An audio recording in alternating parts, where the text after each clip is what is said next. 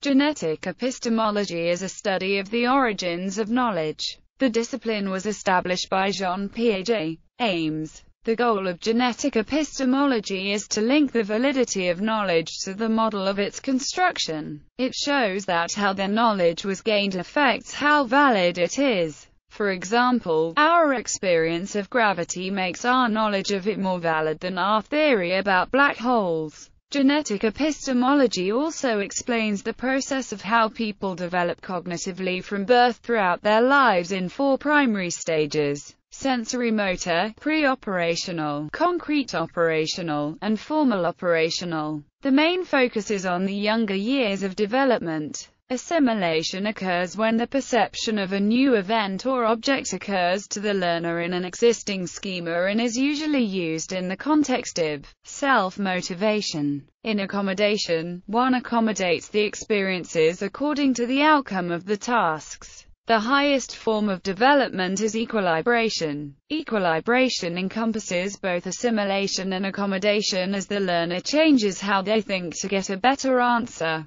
This is the upper level of development. In English, genetics refers to heredity. The terminology, developmental theory of knowledge, is perhaps better. Piaget believed that knowledge is a biological function that results from the actions of an individual through change. He also stated that knowledge consists of structures, and comes about by the adaptation of these structures with the environment. Piaget's genetic epistemology is halfway between formal logic and dialectical logic. Piaget's genetic epistemology is midway between objective idealism and materialism. Piaget's schema theory. Thought passes through a series of stages of development. At each stage there applies formal logic at a specific stage of differentiation, which may be characterized by an algebra in which exactly such and such a mathematical structure applies, corresponding to the axioms of logic at that stage. This logic is manifested first in actions,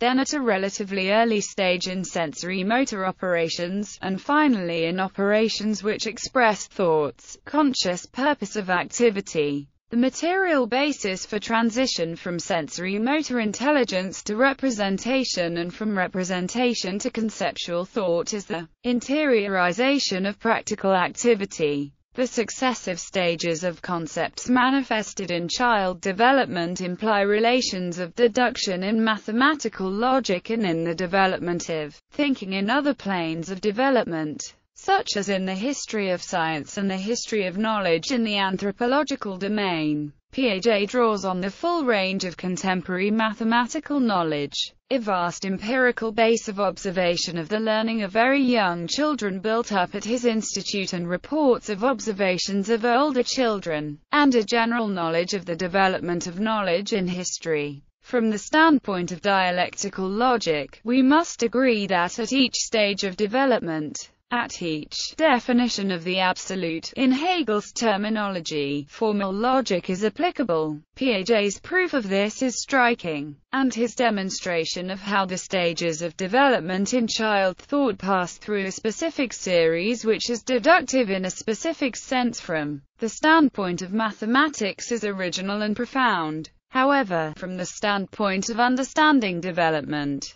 what is important is not the definition of each stage but the transition from one to the next, and for this it is necessary to demonstrate the internal contradiction within the logic of that plane. Since Piaget draws on mathematical logic more developed than what was known to Hegel, it will be necessary to investigate these structures to see if this speculative proposition proves to be valid. The concept of interiorization is indeed the basis of the materialist view of the development of thought. However, Piaget, as a professional child psychologist, falls prey to the objective idealism of any professional, of elevating the subject matter of his particular profession from being an aspect of the material world to being its master. The charge of objective idealism is qualified, for Piaget is quite unambiguous, that relations conceived of in thought exist objectively in the material world. Thus, since his body of authoritative empirical work is in relation to early childhood development,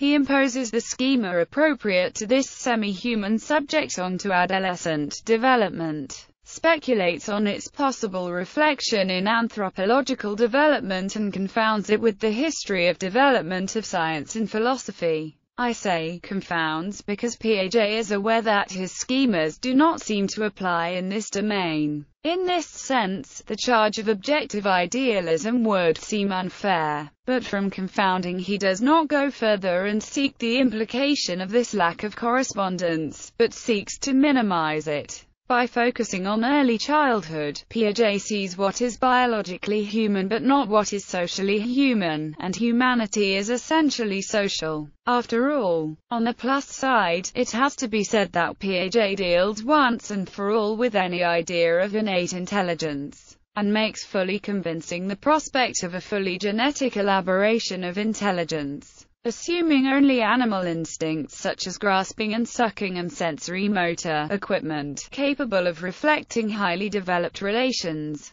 A weakness in Piaget's theory could be that there isn't proof in how one transitions from one stage to the next. Can someone progress from one stage forward, but revert backwards, and then move forward again? Types of knowledge. Piaget proposes 3 types of knowledge: physical, logical, mathematical, and social knowledge.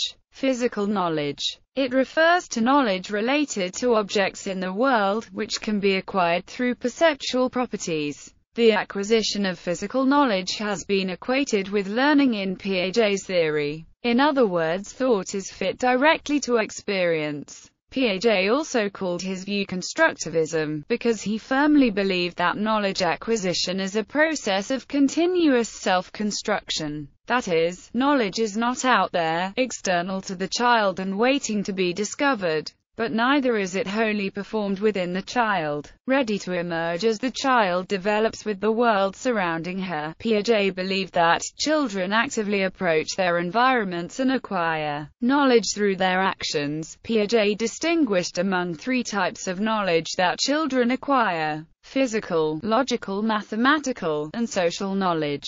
Physical knowledge, also called empirical knowledge, has to do with knowledge about objects in the world, which can be gained through their perceptual properties. Logical mathematical knowledge is abstract and must be invented, but through actions on objects that are fundamentally different from those actions enabling physical knowledge.